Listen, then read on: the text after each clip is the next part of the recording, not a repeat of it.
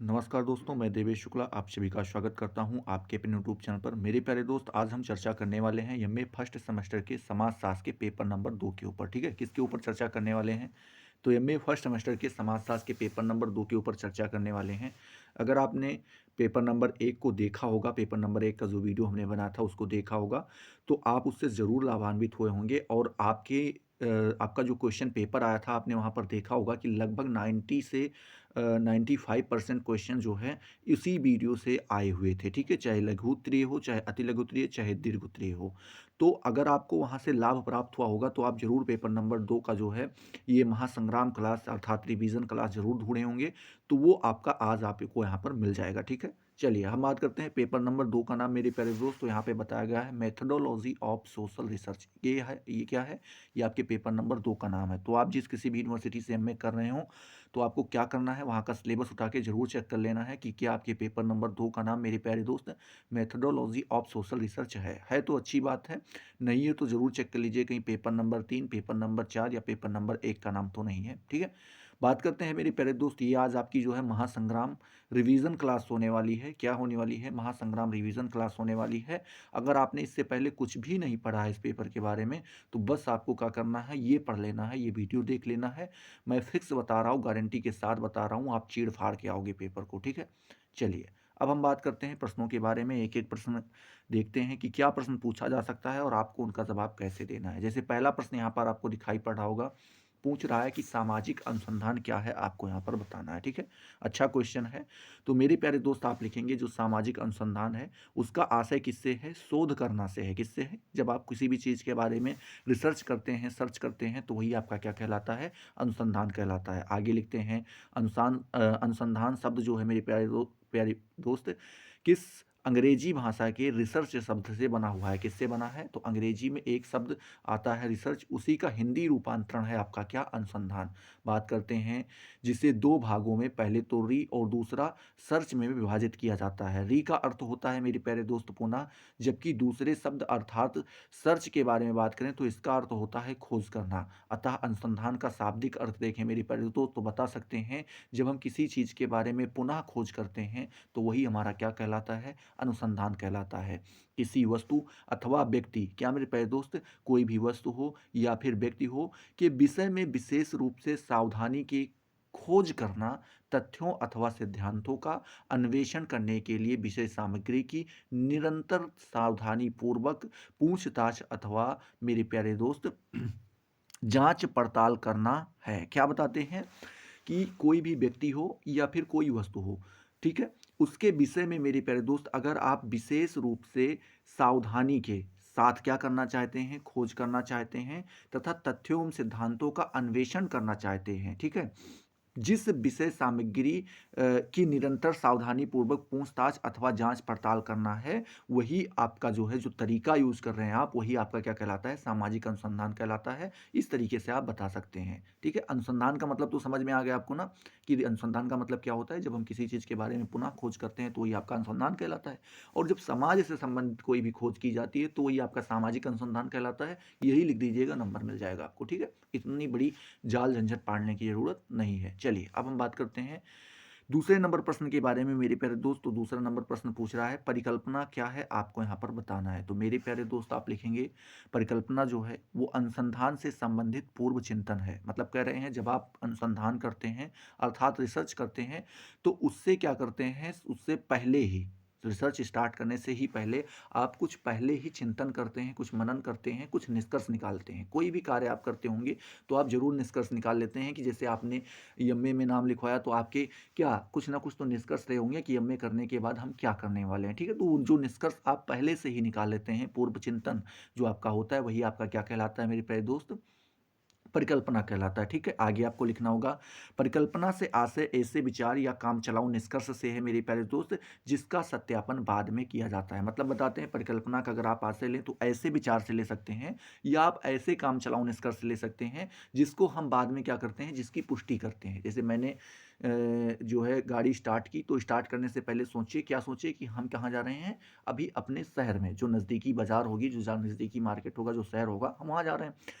तो ये जो हम सोचे पहले, ये हमारा क्या है, परिकल्पना। लेकिन बाद में हम चल के जब वहाँ पे पहुँच गए तो हम उसका क्या करेंगे मेरे प्यारे दोस्त, सत्यापन करेंगे, उसको प्रूव करने का प्रयास करेंगे कि हाँ, जो हम सोचे थे वही किए हैं। ऐसा तो नहीं कि हम जो है सोचे थे कि मामा के यहाँ जाएँगे और पता चला मौसी के यहाँ पहुँच गए, ठीक है? तो ये चीज़ें जो होती हैं, इनको आपको ध्यान में रखना है। आगे आपको लिखना होगा, पूर्व अनुभव व ज्ञान के आधार पर समस्या के संबंध में पूर्व विचार की प्रतिस्थापना की जाती है। मतलब कह रहे हैं जो आपको पहले से अनुभव होता है, पूर्व अनुभव जो पहले से होता है मेरे प्यारे दोस्त, या आपको जो पहले से ज्ञान होता है, उसी के आधार पर आप क्या करते हैं, समस्याओं के संबंध में मेरे प्यारे दोस्त पूर्व विचार की प्रतिस्थापना की जाती है। मतलब पहले से आप उस पर विचार करते हैं, सोचते हैं, समझते हैं, या फिर मेरे प्यारे दोस्त क्या करते हैं, चिंतन मनन करते हैं, जो तथ्यों के स्पष्टीकरण में क्या करता है मेरे प्यारे दोस्त, मदद करता है, हेल्प करता है, या पूर्व स्थापित विचार अनुसंधान का मार्गदर्शन करता है। ये क्या करता है,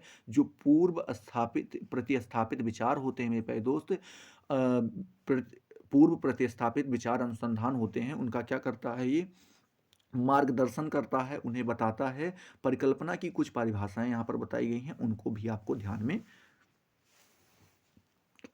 रखना होगा, ठीक है। चलिए हम देखते हैं, पहली परिभाषा बताते हैं आपके पीबी यंग महोदय परिकल्पना को परिभाषित करते हुए लिखते हैं कि एक कार्यवाहक विचार जो कि उपयोगी अन्वेषण का आधार बनता है, उसे कार्यकारी परिकल्पना कहते हैं। आपके कौन बताते हैं, पीबी यंग महोदय जी बताते हैं। इसी को परिकल्पना को परिभाषित करते हुए आपके जॉर्ज जी मोले जी लिखते हैं, क्या लिखते हैं कि परिकल्पना एक धारणा अथवा तर्क वाक्य है। क्या बताते हैं, परिकल्पना एक प्रकार की धारणा है, या फिर आप कह सकते हैं क्या है, एक तर्क वाक्य है मेरे प्यारे दोस्त, जिसकी स्थिरता की परीक्षा उसकी अनुरूपता, उपयोगिता, अनुभवजन्य प्रमाण तथा मेरे प्यारे दोस्त पूर्व ज्ञान के आधार पर करनी है। ये क्या बताते हैं, आपके जॉर्ज जी मोले जी बताते हैं कि परिकल्पना क्या है, एक प्रकार की धारणा है या एक प्रकार का तर्क वाक्य है मेरे प्यारे दोस्त, जिसकी स्थिरता की परीक्षा हम क्या करते हैं, उसकी अनुरूपता के अकॉर्डिंग करते हैं, उसके उपयोग के अकॉर्डिंग करते हैं, ठीक है। उसके बाद अनुभवजन्य प्रमाण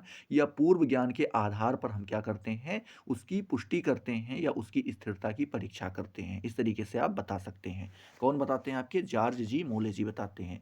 कार्ल लिंगर महोदय जी भी जो है परिकल्पना को परिभाषित करते हुए लिखते हैं,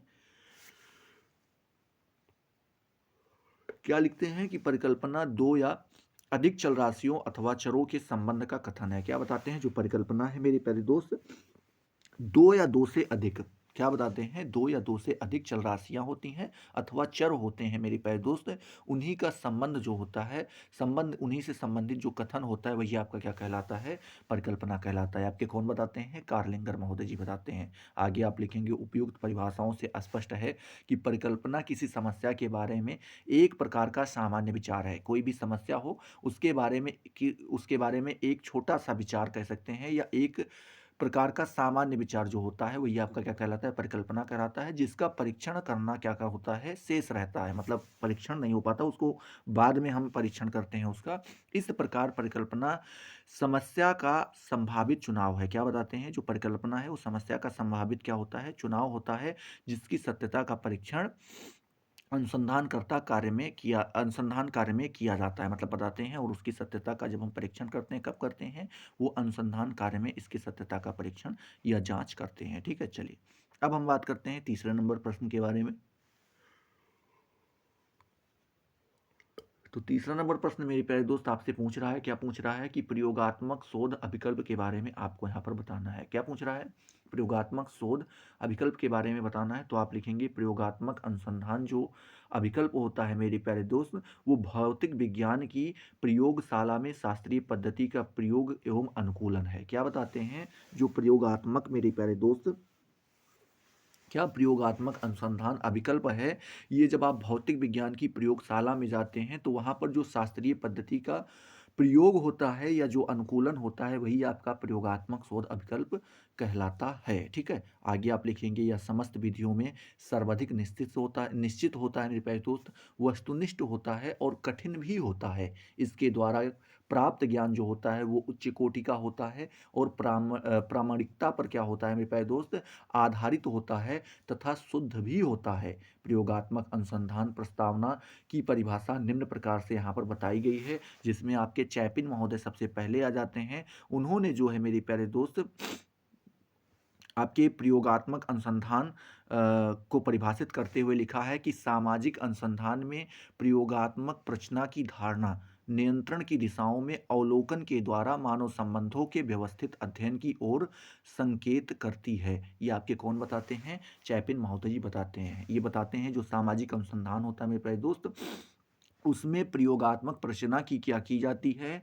धारणा नियंत्रण की दिशाओं में अवलोकन के द्वारा मानव संबंधों में व्यवस्थित अध्ययन की ओर संकेत करती है। यही आपका क्या होता है? प्रयोगात्मक अनुसंधान होता है। प्रयोगात्मक अनुसंधान के अंतर्गत शोधकर्ता यह गवेषणा करता है मेरे प्यारे दोस्त, करना चाहता है कि किन परिवर्तनों की उपस्थिति में कोई घटना घटित हुई। मतलब बता रहे हैं कौन सा ऐसा कारण है, कौन से ऐसे तत्व हैं जिनके उपस्थित होने के कारण क्या होती है, घटनाएं घटती हैं। इन्हीं चीज़ों के बारे में शोधकर्ता जानना चाहता है। यह कारण संबंध जानने के लिए वह दोनों ही पक्षों की गवेषणा करता है। मतलब कह रहे हैं ये कारण संबंध कारण जो होता है मेरे पास दोस्त, कार्य कारण का आपने सिद्धांत पढ़ रखा होगा। अगर पढ़ रखा है तो अच्छी बात है, नहीं पढ़ रखा है तो कभी उसको भी पढ़ाएंगे। तो जो कार्य कारण का सिद्धांत होता है उसके संबंध को अगर आप जानना चाहते हैं या दोनों ही पक्षों की गवेषणा करना चाहते हैं तो उसमें आपका जो है आपकी मदद करता है। कौन करता है? प्रयोगात्मक अनुसंधान। ठीक है, तो इस प्रकार से जो है आप इसके बारे में तीसरे नंबर प्रश्न के बारे में भी आराम से बता दीजिएगा। चौथा नंबर प्रश्न देखिए मेरे प्यारे दोस्त, यहीं पे आपसे पूछ रहा है, क्या पूछ रहा है कि सामाजिक अनुसंधान के सोपानों का उल्लेख कीजिए। तो आप लिखेंगे सामाजिक अनुसंधान के प्रमुख चरणों को विभिन्न विद्वानों ने अपने अपने अनुसार स्पष्ट किया है। ठीक है, इन विद्वानों में स्लूटर ने सामाजिक अनुसंधान के 10 चरणों का उल्लेख किया है। कितने चरण बताए मेरे प्यारे दोस्त? तो स्लूटर महोदय ने सामाजिक अनुसंधान के 10 चरण बताए हैं। बात करते हैं जॉन आर्थर थॉमस ने मेरे प्यारे दोस्त 6 चरण बताए हैं। वहीं पे बात करते हैं लुंडवर्ग तथा मेरे प्यारे दोस्त लुंडवर्ग ने 4। और वहीं पर बात करें पीबी यंग महोदय के बारे में तो उन्होंने सामाजिक अनुसंधान के 4 चरणों का उल्लेख किया है। ठीक है, ध्यान रखिएगा, स्लूटर जी ने 10 चरण बताए हैं। जॉन आर्थर थॉमस ने 6 चरणों के बारे में, लुंडवर्ग तथा पीबी यंग महोदय ने 4 चरणों के बारे में बताया है। आगे आप लिखेंगे चूंकि सामाजिक अनुसंधान वैज्ञानिक पद्धति का अनुसरण करता है मेरे प्यारे दोस्त, इसीलिए किसी भी सामाजिक अनुसंधान के निम्न चरण होते हैं। मतलब बताते हैं चूंकि ये क्या होता है, वैज्ञानिक पद्धति का अनुसरण करता है, इसके लिए इसके कुछ यहाँ पर चरण बताए गए हैं। वो चरण यहाँ पर आप देख सकते हैं, लगभग 15 चरण बताए गए हैं। कौन कौन से चरण हैं मेरे प्यारे दोस्त? तो पहला चरण बताया गया है आपका, क्या बताया गया है? विषय का चुनाव। ये पहला चरण हो जाता है। ठीक है, दूसरा चरण जो होता है वो होता है अनुसंधान की समस्या के स्पष्टीकरण हेतु क्षेत्र का सर्वेक्षण। तीसरा चरण जो होता है मेरे प्यारे दोस्तों बताता है संबंधित जो साहित्य होता है उसका उसका विवरण और पुस्तक सूची का निर्माण करना। ये तीसरा चरण हो जाता है। चौथा चरण बताते हैं अध्ययन समस्या की परिभाषा निर्धारित करना। पांचवा चरण बताते हैं सामग्री के संबंध के अनुसार मेरे प्यारे दोस्त समस्या के तत्वों का वर्गीकरण। छठा बताते हैं, जो छठा चरण बताते हैं समस्या के तत्वों के आधार पर सामग्री का निश्चय। सातवां बताते हैं आवश्यक सामग्री की उपलब्धि की खोज। आठवां बताते हैं मेरे प्यारे दोस्त सामाजिक अनुसंधान की प्रचना का निर्माण। नौवां चरण बताते हैं सामग्री संग्रहण। 10वां चरण बताते हैं मेरे प्यारे दोस्त अध्ययन संयंत्रों। क्या बताते हैं? अध्ययन संयंत्रों एवं प्रविधियों का निर्माण। 11वां चरण बताते हैं सामग्री का वर्गीकरण एवं व्यवस्थीकरण। ठीक है, 12वां बताते हैं सामग्री का विश्लेषण एवं निर्वचन। और 13 नंबर जो चरण बताते हैं वो बताते हैं समस्या एवं उपकल्पनाओं का सत्यापन। 14 नंबर का जो चरण है वो बताते हैं सामान्यीकरण। और 15 जो नंबर का चरण है वो बताते हैं विज्ञप्ति प्रस्तुतिकरण। ठीक है, तो इस प्रकार से आप 15 चरणों के बारे में आराम से बता सकते हैं। आगे आप लिखेंगे इस प्रकार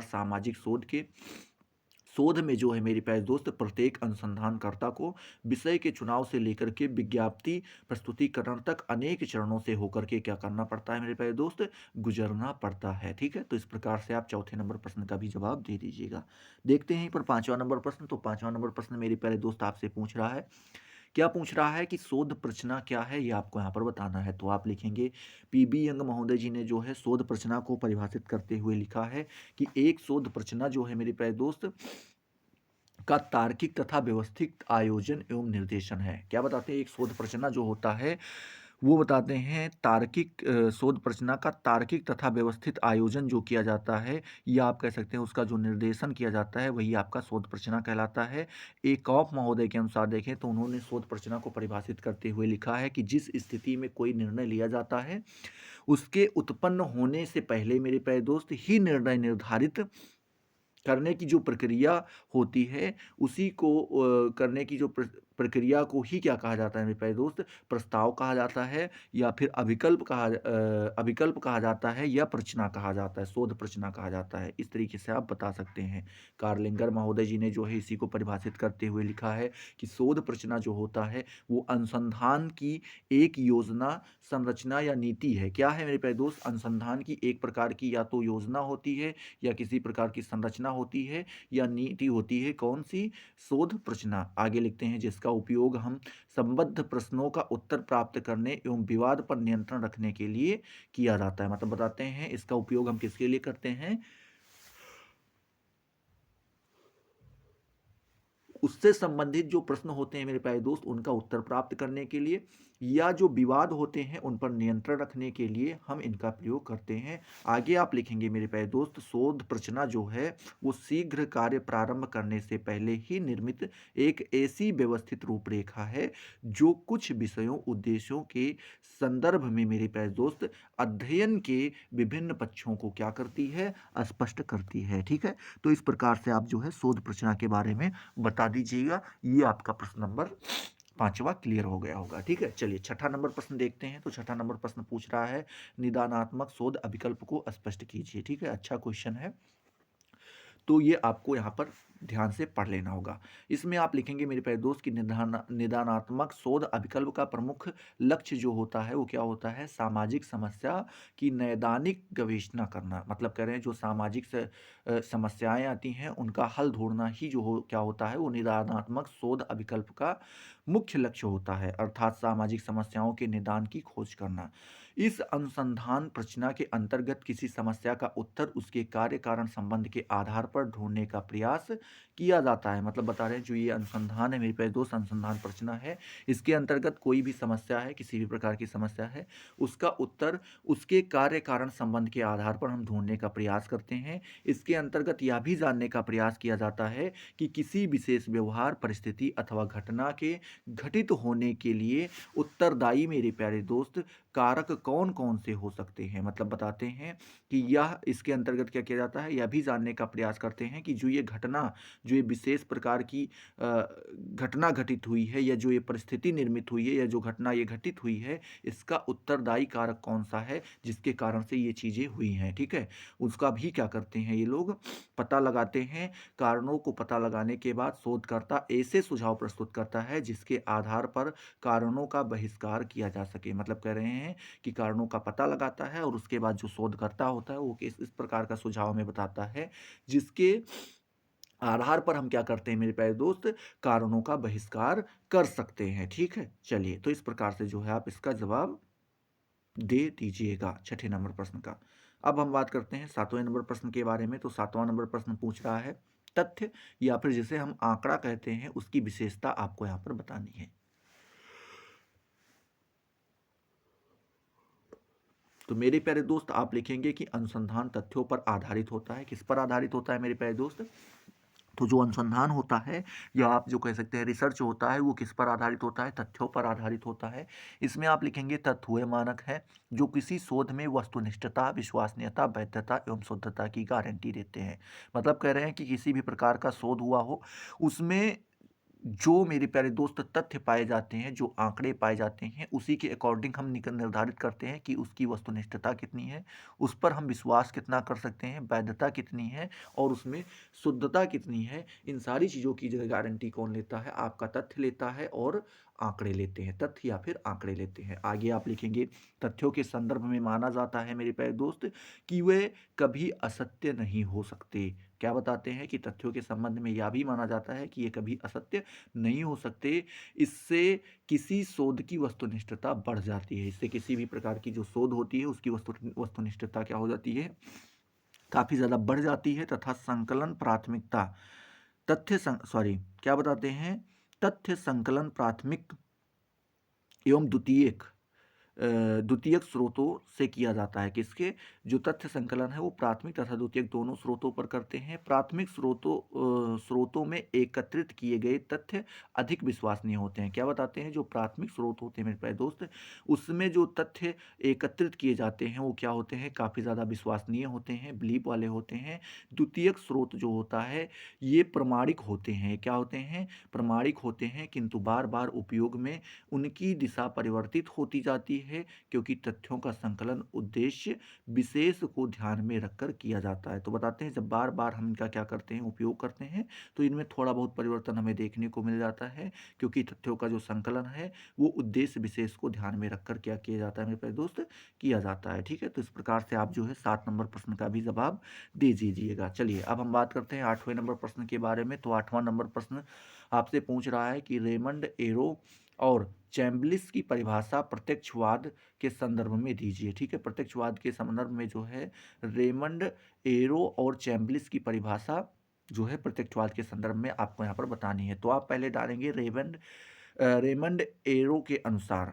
क्या मेरे प्यारे दोस्त? रेमंड एरो के अनुसार देखें तो उन्होंने बताया है कि वाद का जो संबंध है मेरे प्यारे दोस्त, वो घटनाओं के निरीक्षण, उनके विश्लेषण तथा उनके परस्पर संबंधों को विनियमित करने वाले नियमों की खोज करने से है। ठीक है, ये आपके कौन बताते हैं? ये आपके रेमंड एरो महोदय जी बताते हैं। चैम्बलिस महोदय जी इसी को बताते हुए लिखते हैं कि काम्टे का प्रत्यक्षवाद मेरे प्यारे दोस्त अत्यंत अमूर्त अवधारणा है। क्या बताते हैं? जो काम्टे का प्रत्यक्षवाद है ये काफ़ी ज़्यादा अमूर्त, मतलब इसका कोई रूप नहीं है, इस प्रकार की अवधारणा है। धर्म, लोकतंत्र एवं रूढ़ियों आदि अन्य ऐसी अमूर्तों की भांति इससे अधिक अर्थ स्पष्ट नहीं हो सकता है। मतलब बताते हैं, जैसे धर्म अमूर्त होता है, जैसे लोकतंत्र अमूर्त होता है, जैसे रूढ़ियां अमूर्त होती हैं मेरे प्यारे दोस्त, ठीक उसी प्रकार से आपका ये प्रत्यक्षवाद भी अमूर्त ही है, उससे अधिक आप अर्थ स्पष्ट नहीं कर सकते हैं। ये आपके कौन बताते हैं? चैम्बलिस महोदय जी बताते हैं। तो रेमंड एरो और चैम्बलिस दोनों के अकॉर्डिंग जो है प्रत्यक्षवाद को परिभाषित कर दीजिएगा आराम से। चलिए अब हम बात करते हैं 9वां नंबर प्रश्न। तो 9वां नंबर प्रश्न आपसे पूछ रहा है, क्या पूछ रहा है मेरे प्यारे दोस्त कि तर्क से आप क्या समझते हैं, आपको यहाँ पर बताना है। तो मेरे प्यारे दोस्त लिखेंगे, तर्क एक अभिव्यक्त क्रिया है। क्या है? तर्क जो होता है क्या है? एक अभिव्यक्त क्रिया है जिसका प्रकटीकरण समस्या समाधान व्यवहार से होता है। तर्क के द्वारा समस्या के प्रति रुचि जागृत होती है और समस्या के समाधान के साथ रुचि एवं तर्क दोनों ही समाप्त हो जाते हैं। मतलब बताते हैं कि जो तर्क होता है ये एक अभिव्यक्त क्रिया है। जब आप किसी चीज़ को बारे में अपना भाव व्यक्त करते हैं तो ये आपका तर्क कहलाता है। इसका प्रकटीकरण जो है किसके लिए किया जाता है? समस्या के समाधान के लिए किया जाता है मेरे प्यारे दोस्त। और बताते हैं कि तर्क जब हम करते हैं तो उससे समस्या के प्रति जो है हमारी रुचि पैदा होती है, हमारा इंटरेस्ट बढ़ता है, और साथ ही साथ जैसे ही समस्या का समाधान हो जाता है उसके साथ साथ रुचि, जो हमारा इंटरेस्ट होता है वो भी खत्म हो जाता है और साथ ही साथ तर्क भी समाप्त हो जाता है। ठीक है, तो इस प्रकार से आप बता दीजिएगा। गैरेट महोदय जी ने तर्क को स्पष्ट करते हुए लिखा है कि मन में किसी उद्देश्य या लक्ष्य को रखकर क्रमानुसार चिंतन करना है तो वही क्या कहलाता है? आपका तर्क कहलाता है। गैरेट महोदय के अनुसार बताते हैं कि किसी भी चीज़ को आप अपने दिमाग में रखिए, किसी भी चीज़ को, किसी उद्देश्य को, किसी लक्ष्य को अपने दिमाग में आप रखिए और उसके बाद अब क्रमानुसार आप चिंतन करना शुरू कीजिए। क्रमानुसार का कहने का मतलब उनका ये है कि एक के बाद एक। ठीक है, जैसे कि मान लीजिए मुझे पढ़ाई करना है, तो हम पहले सोचे क्यों करना है, अच्छा क्यों का जवाब मिल गया, अब कब करना है, कब का जवाब मिल गया, कैसे करना है, कैसे कर, तो एक क्रम में हम क्या कर रहे हैं, सोचने का प्रयास कर रहे हैं, चिंतन करने का प्रयास कर रहे हैं, तो वही हमारा क्या कहलाता है, तर्क कहलाता है, गैरेट महोदय जी के अनुसार। ठीक है, चलिए 10वां नंबर प्रश्न देखते हैं। तो 10वां नंबर प्रश्न आपसे पूछ रहा है, अग आगमनात्मक तर्क किसे कहते हैं, यहाँ पर आपको बताना है। तो मेरे प्यारे दोस्त लिखेंगे कि इस तर्क के अंतर्गत सर्वप्रथम अनेक उदाहरणों का प्रस्तुतिकरण किया जाता है, जिसके आधार पर छात्र एक निष्कर्ष पर पहुंचने का प्रयास करता है। इस विधि में छात्र विशिष्ट से सामान्य की ओर चलता है तथा ये सभी तर्क सामान्यीकरण एवं सिद्धांत निर्माण में सहायक होते हैं। अर्थात तर्क की जिस क्रिया में एकाकी प्रेक्षणों के ज्ञात तथ्यों को जोड़कर अधिक व्यापक कथन निर्मित किया जाता है, आगमनात्मक तर्क कहलाता है। ठीक है, फिर से समझिएगा क्या बताते हैं कि इस तर्क के अंदर अंतर्गत हम क्या करते हैं, सबसे पहले अनेक उदाहरणों को रखते हैं। ठीक है, रखते हैं और उन्हीं के आधार पर हम छात्र एक आधार पर जो छात्र होता है उसके एक निश्चित निष्कर्ष पर क्या करते हैं, पहुंचने का हम प्रयास करते हैं। इस विधि में छात्र विशिष्ट से सामान्य की ओर चलता है, पहले वो कठिन, फिर धीरे धीरे करके वो सामान्य सरल की ओर बढ़ता रहता है तथा ये सभी तर्क सामान्यीकरण एवं सिद्धांत निर्माण में सहायक होते हैं। ये सभी तर्क क्या होते हैं, सामान्यीकरण में भी सहायक होते हैं और साथ साथ सिद्धांत का निर्माण जो करना होता है उसमें भी काफ़ी ज़्यादा हेल्पफुल साबित होते हैं। अर्थात तर्क जिस प्रक्रिया का एकाकी प्रेक्षणों से ज्ञात तथ्यों को जोड़कर अधिक व्यापक कथन निर्मित किया जाता है, उसे ही क्या कहा जाता है, आगमनात्मक तर्क कहलाता है। ठीक है, तो इस प्रकार से आप बता दीजिएगा अब आगमनात्मक तर्क के बारे में। चलिए, अब अगला नंबर प्रश्न जो है मेरे प्यारे दोस्त आपसे पूछ रहा है, कौन सा, 11 नंबर प्रश्न, कि सहज प्रज्ञा या कॉमन सेंस किसे कहते हैं, आपको यहाँ पर बताना है। इसी को हम व्यवहारिक बुद्धि भी कहते हैं। ठीक है, आपने अक्सर सुना होगा कि कॉमन सेंस बहुत अच्छा है तुम्हारा, या आप कह सकते हैं सहज प्रज्ञा, या फिर आप कह सकते हैं व्यवहारिक बुद्धि। तो ये तीनों नाम एक ही हैं, अंग्रेजी में कॉमन सेंस, हिंदी में सहज प्रज्ञा और हिंदी में ही इसको व्यवहारिक बुद्धि भी कहते हैं। ठीक है, तो इसको बताना है, तो आप लिखेंगे कि कॉमन सेंस का अर्थ होता है मेरे प्यारे दोस्त, साउंड प्रैक्टिकल जजमेंट, जो कि आमतौर पर किसी एक प्रकार की फार्मल ट्रेनिंग से नहीं बल्कि जीवन के अनुभव से विकसित होता है। मतलब बताते हैं कि अगर जो है कॉमन सेंस का अर्थ लेना चाहें तो आप बता सकते हैं उसका अर्थ होता है साउंड। क्या होता है, साउंड। ठीक है, बताते हैं प्रैक्टिकल जजमेंट, जो कि आमतौर पर बताते हैं इसका अर्थ होता है क्या, प्रैक्टिकल जजमेंट। कॉमन सेंस का अर्थ क्या होता है, प्रैक्टिकल जजमेंट। जब आप क्या करते हैं, प्रैक्टिकली रूप से किसी चीज़ के बारे में जज करने लगते हैं मेरे प्यारे दोस्त, या कोई किसी भी प्रकार का अपना आप निर्णय देने लगते हैं, तो वही आपका क्या कहलाता है, वही आपका कॉमन सेंस कहलाता है। और आमतौर पर बताते हैं मेरे प्यारे दोस्त कि किसी भी फॉर्मल ट्रेनिंग में नहीं बताया जाता है किसके बारे में, कॉमन सेंस के बारे में, और ना ही सिखाया जाता है और ना ही मेरे प्यारे दोस्त इसको विकसित किया जाता है। ठीक है, ये क्या होता है, ये जीवन के अनुभवों से ही विकसित होता है। जीवन में जैसे जैसे आपको अनुभव प्राप्त होते जाएंगे आपका कॉमन सेंस बढ़ता चला जाएगा, मगर कोई भी निर्णय लेने से पहले आप अधिक जागरूक होकर और अपनी परिस्थिति पर विचार करके आसानी से कॉमन सेंस इस्तेमाल करके करने की प्रैक्टिस कर सकते हैं। मतलब बताते हैं अगर आप थोड़ा जल्दी डेवलप करना चाहते हैं तो आप क्या करें, कोई भी निर्णय लेना चाहते हैं तो उसमें आप जागरूक होकर के उस समय की जो परिस्थिति है उस पर आप विचार करें और आसानी से कॉमन सेंस का इस्तेमाल करना सीख सकते हैं, उसके ऊपर प्रैक्टिस कर सकते हैं। आगे आप लिखेंगे जैसे जैसे कॉमन सेंस विकसित होता जाएगा मेरे प्यारे दोस्त, वैसे वैसे आप और भी अधिक स्मार्ट चॉइसेस लेने लगेंगे। मतलब बता रहे हैं कि जैसे जैसे आपकी ये प्रैक्टिस आगे बढ़ती जाएगी और कॉमन सेंस आपका विकसित होता जाएगा, आप अच्छे से अच्छा जो है प्रश्नों का जवाब दे पाएंगे, अच्छे से अच्छा निर्णय ले पाएंगे जितना अच्छा हो सकता है। ठीक है, तो इस प्रकार से जो है आप कॉमन सेंस के बारे में भी बता दीजिएगा। चलिए अब हम बात करते हैं 12 नंबर प्रश्न के बारे में। कौन से, 12 नंबर प्रश्न के बारे में। तो मेरे प्यारे दोस्त पूछ रहा है आपसे कि आलोचनात्मक तर्क किसे कहते हैं, ये आपको यहाँ पर बताना है। तो आप लिखेंगे कि आलोचनाएं किसी भी सिद्धांत की खामियां या कमियां होती हैं। कोई भी सिद्धांत दिया गया है उसकी अगर आप कमियों को बताते हैं या खामियों को बताते हैं तो आप उसकी क्या कर रहे हैं मेरे प्यारे दोस्त, आलोचना कर रहे हैं। ठीक है, जो उसकी कमियां होती हैं, जो खामियां होती हैं, वही उसकी क्या होती हैं, आलोचना होती हैं। यह तर्क संगत होती है। कैसी होती है, जो आलोचना होती है यह तर्क संगत होती है, यह समस्या निवारण प्रस्तुत करती है। जो समस्या का निवारण कैसे किया जाए ये क्या करती है, उसे प्रस्तुत करती है। इस प्रकार के तर्कों के आधार पर छात्र विभिन्न प्रकार के आलोचनात्मक अध्ययन के बाद एक निश्चित निष्कर्ष पर पहुंचते हैं। मतलब बताते हैं कि इस प्रकार के जो तर्क हैं उसी के आधार पर जो छात्र होता है मेरे प्यारे दोस्त, वो विभिन्न प्रकार के आलोचनात्मक अध्ययन के बाद बहुत से प्रकार के आलोचनात्मक अध्ययन करता है और उसके बाद वह एक निश्चित निष्कर्ष पर पहुंचता है। कहाँ पर पहुंचता है? एक निश्चित निष्कर्ष पर पहुंचता है। जैसे छात्र में शिक्षक जैसे छात्र जो है विद्यालय में प्रथम अवस्था में जाने पर संकोच करता है, परंतु जाने पर देखता है कि विद्यालय में शिक्षक पढ़ाते हैं और तथा कहानी सुनाते हैं, दोपहर का भोजन देते हैं। इस स्थिति में छात्र समझ जाता है कि विद्यालय में छात्रों का के साथ प्रेमपूर्ण व्यवहार किया जाता है, इसलिए विद्यालय जाना लाभदायक है। ठीक है, तो ये बताते हैं कि ठीक इसी प्रकार से अगर आप एग्जाम्पल के तौर पे देखना चाहें तो बता सकते हैं कि जब विद्यालय में कोई भी बच्चा स्टार्टिंग में जाता है तो वहाँ पर जाने में संकोच करता है, मतलब डरता है। और जैसे जैसे वो थोड़ा बहुत जाने लगता है, वो देखता है कि सर क्या कर रहे हैं, थोड़ा सा हमें पढ़ा रहे हैं, शिक्षक जो है वो पढ़ा रहा है, हमें कहानियाँ अच्छी अच्छी सुना रहा है और साथ ही साथ हमें दोपहर का भोजन दे रहा है, तो छात्र जो है क्या करता है, वो समझ जाता है कि विद्यालय में क्या हो रहा है, प्रेमपूर्ण व्यवहार किया जा रहा है और पढ़ाया जा रहा है, यह हमारे लिए क्या है, लाभदायक है, तो वो विद्यालय जाने लगता है। ठीक है, तो इस प्रकार से आप आलोचनात्मक तर्क के बारे में बता सकते हैं। ठीक है, चलिए अब हम बात करते हैं 13 नंबर प्रश्न के बारे में मेरे प्यारे दोस्त।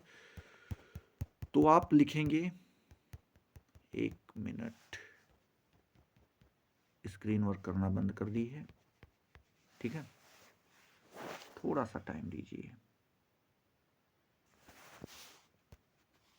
फिर से स्टार्ट हो गई। चलिए 13 नंबर प्रश्न देखिए मेरे प्यारे दोस्तों। 13 नंबर प्रश्न आपसे यहीं पर पूछ रहा है, क्या पूछ रहा है कि विज्ञान से आप क्या समझते हैं, आपको यहाँ पर बताना है। तो आप लिखेंगे विज्ञान शब्द जो है वो दो शब्दों से, पहला वी और दूसरा ज्ञान से बना है, जिसका आशय है मेरे प्यारे दोस्त विशिष्ट ज्ञान से। क्या आशय है? विशिष्ट ज्ञान से इसका आशय लिया जाता है वास्तव में प्राकृतिक घटनाओं का अध्ययन करना तथा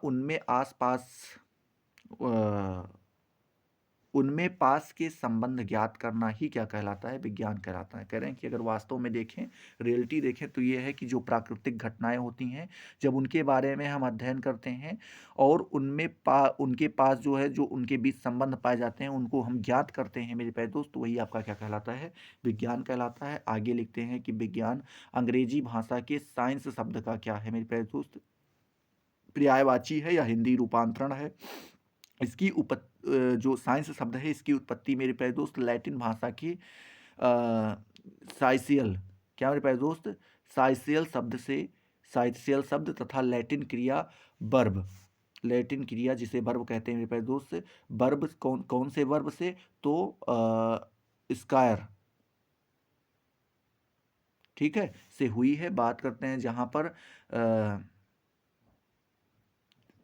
सेंटिया शब्द का अर्थ होता है ज्ञान या फिर नॉलेज। बात करते हैं, ठीक है, क्या क्रिया या साइकिल का अर्थ है, क्या है, टू नो, जानना होता है। अतः स्पष्ट है कि ज्ञान का दूसरा नाम ही क्या कहलाता है, विज्ञान कहलाता है। Science another word of knowledge, ठीक है, अनदर वर्ड फॉर नॉलेज। तो इस प्रकार से आप विज्ञान के बारे में बता सकते हैं। अब हम देखते हैं 14 नंबर प्रश्न के बारे में। तो 14 नंबर प्रश्न आपसे पूछ रहा है कि प्रत्यक्षवाद के जन्मदाता का नाम बताइए। तो आप लिखेंगे कौन है मेरे प्यारे दोस्त, अगस्त कॉम्ट जी हैं। ठीक है, कौन है, अगस्त कॉम्ट जी हैं। इस तरीके से आप बता सकते हैं। बात करते हैं 15 नंबर प्रश्न के बारे में।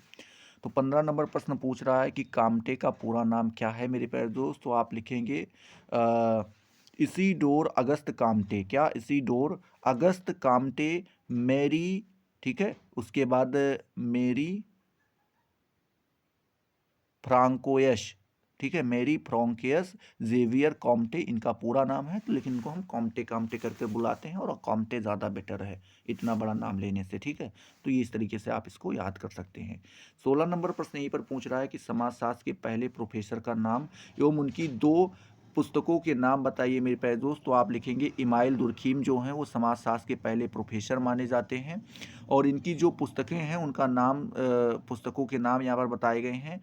1893 में, मतलब 1893 में मेरे प्यारे दोस्त, 1893 में the division of labour in society, और दूसरी पुस्तक बताते हैं 1895 1895 में the rule of sociological methods.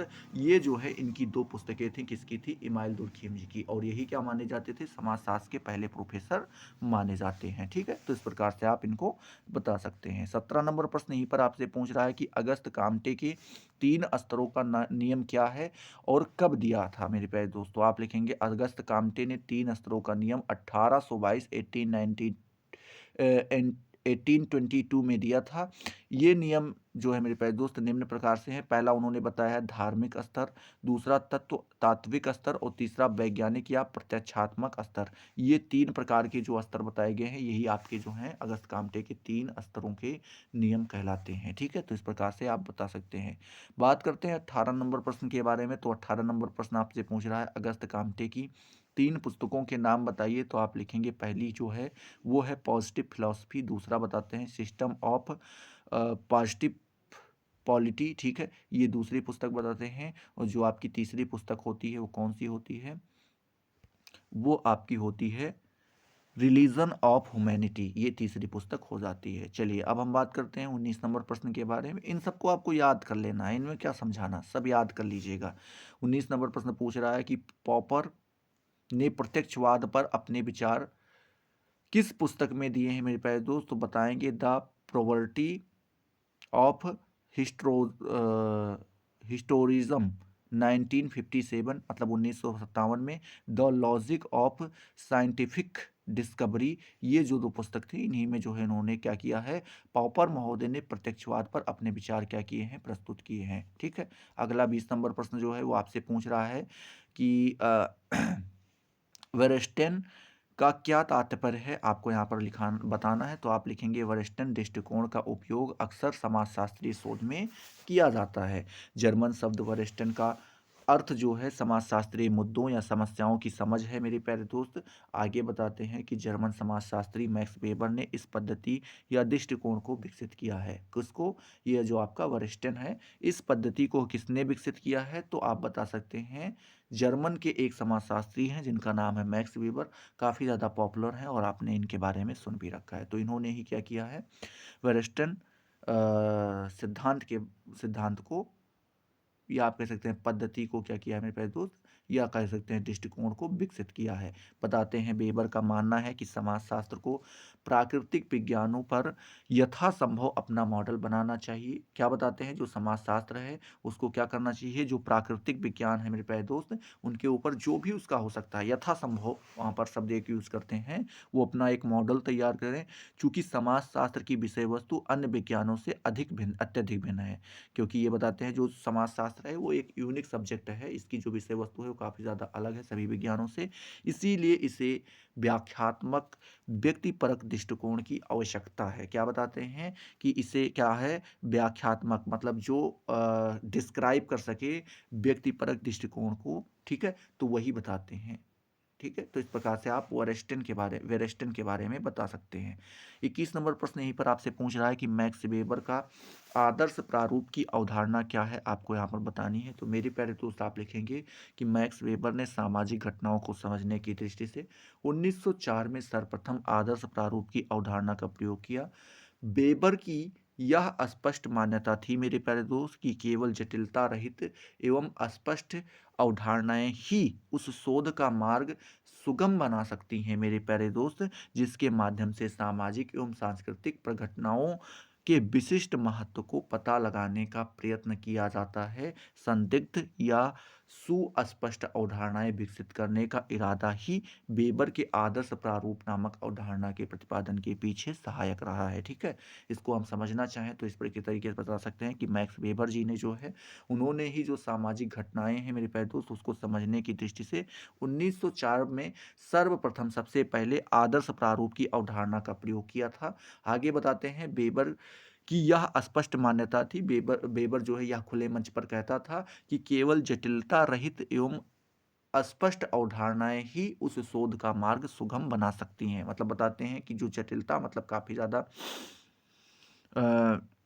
जटिलता रहित, ठीक है, मतलब जिसमें जटिलता क्या हो? ना हो। ठीक है, जिसमें जटिलता, जटिलता का मतलब होता है कठिनाई, कठिनाई ना हो एवं स्पष्ट अवधारणाएं ही क्या कर सकती हैं, उस शोध का जो मार्ग है वो सुगम मतलब अच्छा बना सकती हैं, जिसके माध्यम से सामाजिक एवं सांस्कृतिक प्रघटनाओं, जिसके माध्यम से क्या बताते हैं, जिसके माध्यम से सामाजिक प्रघटनाएं हों या सांस्कृतिक प्रघटनाएं हों के विशिष्ट महत्व को पता लगाने का प्रयत्न किया जाता है। बताते हैं असंदिग्ध या सुस्पष्ट मेरे प्यारे दोस्त अवधारणाएं विकसित करने का इरादा ही वेबर का आदर्श प्रारूप नामक अवधारणा के प्रतिपादन के पीछे सहायक रहा है। ठीक है, तो इस प्रकार से आप जो है आदर्श प्रारूप के बारे में बता सकते हैं मैक्स वेबर के। चलिए 22 नंबर प्रश्न इसी पे पूछ रहा है, निर्जात पद्धति शास्त्र या इसे जिसे हम लोक विधि विज्ञान के नाम से जानते हैं, इसके बारे में आपको बताना है। तो लिखेंगे निर्जात पद्धति शास्त्र, जिसको हम लोक विधि विज्ञान कहते हैं। ये जो है मेरे प्यारे दोस्त एथनोमेट्रोलॉजी, एथनोमेथडोलॉजी जो है मेरे प्यारे दोस्त के नाम से भी जानी जाती है।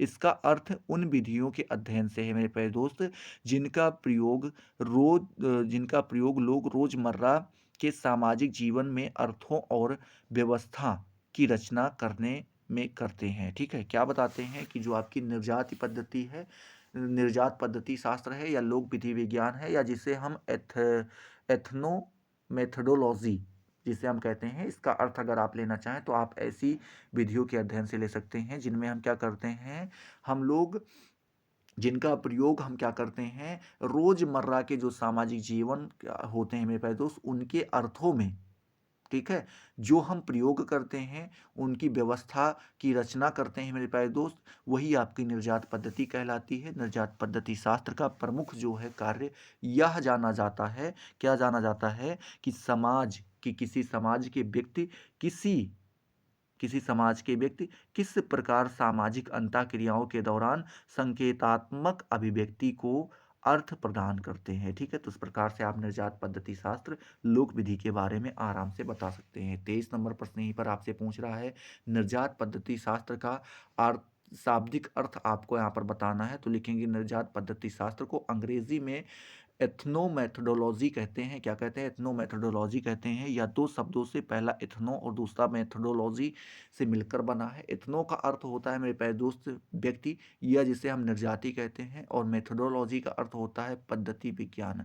ठीक है, तो इस प्रकार से एथनोमेथडोलॉजी का अर्थ होता है, क्या होता है कि व्यक्तियों के अध्ययन, क्या मेरे प्यारे दोस्त, व्यक्तियों का अध्ययन करने वाला पद्धति या विज्ञान क्या कहलाता है? निर्जात पद्धति कहलाता है या एथनोमेथडोलॉजी कहलाता है। वास्तव में यह जो है मेरे प्यारे दोस्त, यह विज्ञान व्यक्तियों की दैनिक क्रियाओं का अध्ययन करता है। और रियलिटी में देखें तो यह क्या करता है, तो जो व्यक्ति होते हैं उनकी जो दैनिक क्रियाएं होती हैं, क्या होती हैं, जो दैनिक क्रियाएं होती हैं मेरे प्यारे दोस्त, उन्हीं का अध्ययन करता है कौन? आपका निर्जात पद्धति शास्त्र। ठीक है, तो इस प्रकार से आप बता सकते हैं। चलिए अब हम बात करते हैं 24 नंबर प्रश्न के बारे में। तो 24 नंबर प्रश्न आप लिखेंगे, निर्जात पद्धति शास्त्र की दो परिभाषाएं आपको यहाँ पर लिखनी है। तो अब पहला हम देखेंगे अब्राहम महोदय के अनुसार। तो उन्होंने बताया है कि निर्जात पद्धति शास्त्र जो है मेरे प्यारे दोस्त, व्यक्तियों के द्वारा प्रयुक्त ज्ञान की सामान्य विधियां हैं। क्या बताते हैं? जो निर्जात पद्धति शास्त्र है मेरे प्यारे दोस्त, वो व्यक्ति, जो लोग होते हैं, उनके द्वारा प्रयुक्त ज्ञान की एक सामान्य विधि होती है, जिनके माध्यम से दैनिक क्रियाओं का अर्थ दिया जाता है। जिनके माध्यम से क्या होता है मेरे प्यारे दोस्त, जो दैनिक क्रियाएं होती हैं उनका अर्थ दिया जाता है, उनका अर्थ बताया जाता है, तथा सामाजिक यथार्थता को निर्मित किया एवं बनाए रखा जाता है। क्या बताते हैं? तथा सामाजिक यथार्थता, क्या करते हैं कि जिनके माध्यम से जो दैनिक क्रियाएं होती हैं उनका अर्थ दिया जाता है, तथा जो सामाजिक यथार्थता होती है उसको निर्मित भी किया जाता है, और साथ ही साथ उसको क्या किया जाता है? बनाए रखा जाता है। किसके अकॉर्डिंग? तो अब्राहम महोदय के अनुसार निर्जात पद्धति को परिभाषित किया है उन्होंने। ठीक है, चलिए आगे आप लिखेंगे जो है दूसरे जो आपके आ जाते हैं, वो आ जाते हैं लैंडिस चर्चिल महोदय। तो उन्होंने बताया है कि निर्जात पद्धति जो है वो मुख्यतः मानव व्यवहार के उन पक्षों के अध्ययन पर बल देता है जो किसी व्यक्ति की सामान्य एवं व्यवहारिक दैनिक क्रियाओं से संबंधित है। ये आपके कौन बताते हैं? ये आपके लैंडिस चर्चिल महोदय जी बताते हैं। ठीक है, क्या बताते हैं कि निर्जात पद्धति शास्त्र जो है वो मुख्यतः क्या करता है? मानव व्यवहार के उन पक्षों के अध्ययन पर बल देता है मेरे प्यारे दोस्त, जो किसी व्यक्ति की सामान्य एवं व्यवहारिक दैनिक क्रियाओं से संबंधित होता है, ये आपके बता देते हैं लैंडिस चर्चिल महोदय। तो इस प्रकार से आप जो है निर्जात पद्धति शास्त्र की दोनों परिभाषा आराम से लिख दीजिएगा अगर आपसे पूछता है तो। अब हम बात करते हैं 25 नंबर प्रश्न के बारे में। तो लिखेंगे निर्जात पद्धति शास्त्र में प्रयोगात्मक पद्धति क्या है, आपको यहाँ पर बताना है। तो आप लिखेंगे निर्जात पद्धति शास्त्र जो है मेरे प्यारे दोस्त, सामाजिक वास्तविकता को परिवर्तनशील मानता है। क्या मानता है? परिवर्तनशील मानता है। हमारा दैनिक जीवन एक निश्चित ढर्रे पर चलता रहा है। क्या मानता है मेरे प्यारे दोस्त? जो निर्जाति पद्धति शास्त्र है, ये सामाजिक वास्तविकता को परिवर्तनशील मानता है। ये मानता है जो सामाजिक वास्तविकता है ये हमेशा बदलती रहती है। जो हमारा दैनिक जीवन है मेरे प्यारे दोस्त, एक निश्चित ढर्रा का मतलब एक ढलान टाइप का है, उसी पर क्या होती है? चलती रहती है। हमें नहीं पता होता कि हमारे जीवन की यह व्यवस्था किस प्रकार निर्मित हुई है। इसी संदर्भ में गारफिंकेल का मानना है मेरे प्यारे दोस्त कि हम अपने दैनिक जीवन के प्रतिमानों में परिवर्तन लाकर इस वास्तविकता का पता लगा सकते हैं। इसी संदर्भ में बताते हैं, मतलब ये आपके कौन बताते हैं? तो ये इसकी संबंध में बताते हुए निर्जात पद्धति शास्त्र में जो प्रयोगात्मक पद्धति है इसी के संदर्भ में बताते हुए लिखते हैं कौन? आपके गार फिंकले महोदय जी लिखते हैं कि हम अपने जो दैनिक जीवन, जो हमारा रोज का जीवन है, उसके प्रतिमानों में परिवर्तन लाकर हम क्या कर सकते हैं? वास्तविकता का पता लगा सकते हैं। रियलिटी क्या है उसके बारे में पता लगा सकते हैं। इसी संदर्भ में जो है गारफिंकेल ने अपने विद्यार्थियों के माध्यम से एक प्रयोग भी किया था, जिसके माध्यम से उन्होंने पता लगाया कि दैनिक जीवन की स्वीकृति एवं व्यवस्थित क्रियाओं का निर्माण किस प्रकार हुआ है। क्या बताते हैं? जो दैनिक जीवन है उसकी स्वीकृति, ठीक है, एक्सेप्ट जिसे आप कहते हैं, एवं व्यवस्थित जो क्रियाएं होती हैं उनका निर्माण किस प्रकार से हुआ है। तो आप ये 25 नंबर क्वेश्चन का भी जवाब आराम से दे सकते हैं। अब हम बात करते हैं 26 नंबर प्रश्न के बारे में। तो आप लिखेंगे निर्जात पद्धति शास्त्र की कितनी पद्धतियां होती हैं, तो आपको यहाँ पर बताना है। तो आप लिखेंगे निर्जात पद्धति शास्त्र की कुल 4 पद्धतियां होती हैं। पहला बताया गया है अवलोकन पद्धति, ठीक है, जिससे हम क्या बोलते हैं मेरे प्यारे दोस्त? ऑब्जर्वेशन मेथड, ठीक है। दूसरा बताते हैं अनुभवाश्रितता, ठीक है। तीसरा बताते हैं प्रलेखीय पद्धति, जिसे हम बोलते हैं डॉक्यूमेंट्री मेथड। और चौथा आपका बताते हैं प्रयोगात्मक पद्धति, इसे हम एक्सपेरिमेंटल मेथड भी कहते हैं। तो इस प्रकार से आप निर्जात पद्धति शास्त्र की इन 4 पद्धतियों के बारे में आराम से आप बता दीजिएगा। बात करते हैं 27 नंबर प्रश्न के बारे में। तो पूछ रहा है घटना क्रिया विज्ञान या प्रघटना शास्त्र क्या है, आपको बताना है। तो मेरे प्यारे दोस्त आप लिखेंगे कि किसी घटना के बारे में पूर्व मान्यताओं एवं दार्शनिक बोध से अप्रभावित व्यक्ति के प्रत्यक्ष अनुभव को जानने की विद्या को घटना क्रिया विज्ञान या प्रघटना शास्त्र कहते हैं। क्या बताते हैं? कोई भी घटना हुई है उसके बारे में जब आप पूर्वग्रह मतलब पहले से ही किसी उसके बारे में मान्यता निकालने लगते हैं या कुछ भी इमेजिन करने लगते हैं, और पूर्व मान्यता पहले से ही कोई मान्यता होती है उसी को आप एक्सेप्ट कर लेते हैं, एवं दार्शनिक बोध जो होता है उसको आप मान लेते हैं, उससे अप्रभावित व्यक्ति मतलब बताते हैं इन सारी चीज़ों से जिनके ऊपर कोई भी प्रभाव ना पड़ता हो, पूर्वग्रह से कोई प्रभाव ना पड़े, पूर्व मान्यता से कोई प्रभाव ना पड़े मेरे प्यारे दोस्त, और दार्शनिक बोध से का भी उसके ऊपर कोई प्रभाव ना पड़े। इस प्रकार के व्यक्ति के प्रत्यक्ष अनुभव को जानने की जो विद्या होती है मेरे प्यारे दोस्त, उसी को क्या कहा जाता है? घटना क्रिया विज्ञान या प्रघटना शास्त्र कहते हैं। इसके रूप में प्रघटना शास्त्र घटना संबंधी पूर्व धारणाओं के स्थगन, निलंबन या त्यागने पर बल देता है। तो इस प्रकार से आप जो है घटना क्रिया विज्ञान के बारे में बता सकते हैं। अब हम बात करते हैं 28 नंबर प्रश्न के बारे में। तो 28 नंबर प्रश्न आपसे पूछ रहा है घटना क्रिया विज्ञान का शाब्दिक अर्थ क्या है, आपको यहाँ पर बताना है। तो मेरे प्यारे दोस्त आप लिखेंगे घटना क्रिया विज्ञान को अंग्रेजी में मेरे प्यारे दोस्त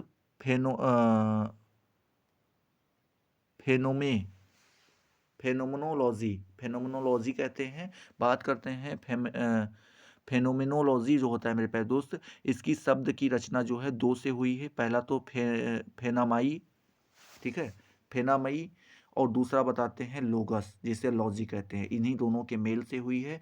फेनामाई का अर्थ होता है मेरे प्यारे दोस्त प्रकट होना। क्या होता है? प्रकट होना या दिखाई देना, ठीक है। उसी में बताते हैं जो लोगोस या लॉजी है, इसका अर्थ होता है अध्ययन या तर्क करना, ठीक है। तो यहाँ पर आगे आप बता सकते हैं मानव तर्क या ज्ञान का उद्भव कैसे होता है? घटना क्रिया विज्ञान या प्रघटना शास्त्र के अध्ययन या खोज का ही प्रमुख विषय है, ठीक है। तो बताते हैं कि जो मानव तर्क है, या आप कह सकते हैं जो उसका ज्ञान है, मानव का ज्ञान है, उसका उद्भव कैसे होता है? घटना क्रिया विज्ञान या प्रघटना शास्त्र के अध्ययन या खोज का यही प्रमुख विषय हो जाता है। तो इस प्रकार से आप घटना क्रिया विज्ञान के बारे में भी बता सकते हैं, ठीक है। चलिए अब बात करते हैं 29 नंबर प्रश्न के बारे में। तो आप लिखेंगे, पूछ रहा है आपसे कि अल्फ्रेड सूटेज की 2 पुस्तकों के नाम बताइए, ठीक है। अच्छा क्वेश्चन है। तो मेरे प्यारे दोस्त लिखेंगे, पहली पुस्तक उनकी क्या थी? Streets theory of alter ego, ये आई थी 1948 में आई थी, 1948 में आई थी। और दूसरा बताया था choosing among project of action, ये 1951 में आई थी। ये किसकी थी? अल्फ्रेड सूटेज की 2 पुस्तकें थी। तो इस प्रकार से जो है आप 29 के 29 प्रश्नों का जवाब दे दीजिएगा। आई होप ये सारी चीज़ें आपको यहाँ पर क्लियर हो गई होंगी। अगर क्लियर हुई मेरे प्यारे दोस्तों, फटाफट वीडियो को लाइक करो, अपने दोस्तों के साथ शेयर करो। अभी तक अगर आपने चैनल को सब्सक्राइब नहीं किया तो सब्सक्राइब करके बेल वाले आइकन को जरूर प्रेस कर दो, जिससे आपको सारी नोटिफिकेशन मिलती रहे और आप उनसे लगातार लाभान्वित होते रहें। तो चलिए अगले वीडियो में मिलते हैं नए जोश नए टॉपिक के साथ। तब तक के लिए जय हिंद, जय भारत।